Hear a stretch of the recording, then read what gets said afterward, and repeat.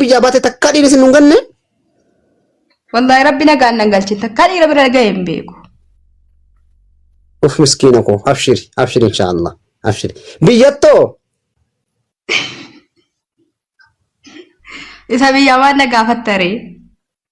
Ayyuwa kana laanam abbinaa hudhu kana nam. Yes naa taate taate. Inni biyya gaafiin qabu bara gartee yes. Naafu warri kaan immoo kanuma isa biyyatti iyyuu namni natti hin buune biyyatti iyyuu rabbi naa qabu namni na hin qabne akka ta'e kakata bar. Sigale? Wayya inni biyya akka ta'u hin qabu ka goddanyaa wajjin deemamaa fataa jedhama hin qaamamaa. Ayyuwa kana la nama jechuun warabbal qaban fooloo naa godha mucaa kana warabbal qaba fooloo naa godha mujee fooloo godha mucaa kana sin fuusisa mujee kaliifaa booroo godhatti meen jiraan fooloo godha mucaa kana warabbii sin fuusisa qoy lubbu jaarsa qabdaa ma biyya laa hin qabu. ይሄኛው ሼካችን ምን አለ መሰላችሁ? አንድ ሴት ሳታገባ በእናቷ ቤትና በአባቷ ቤት ከ25 ዓመት በላይ የምትኖር ከሆነ እሷ ሰው አይደለችም፣ ሬሳ ነች፣ የሞተች ሬሳ ነች ያለ ነው። በዓለም ዙሪያ ያላገቡ ሴቶች በሚሊዮን ሳይሆን በቢሊዮን ነው ያሉት።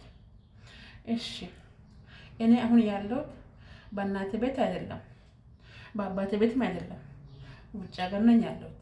እድሜም 27 ዓመት ነው። እኔ ምንድን ነው የሚባለው? እሺ ጀራ ኬኛ jecha kana miidha kanarraan oolfattanillee haasachi kun miidhara olee gaddee maara nus achi arganneeti.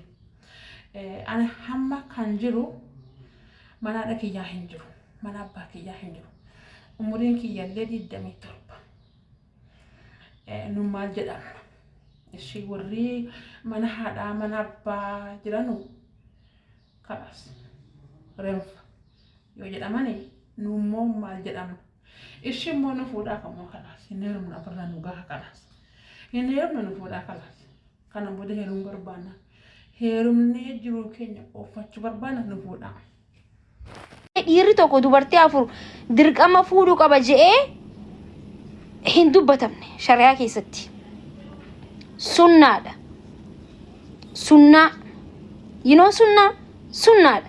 Isin galee isin shari'aan isin beeytan ta'a afurii qofa jechuu. Shari'aa zakaa kannachuun beeytan, shari'aa salaata shanan salaachuu hin himtan, shari'aa dubartiin cunqursinaa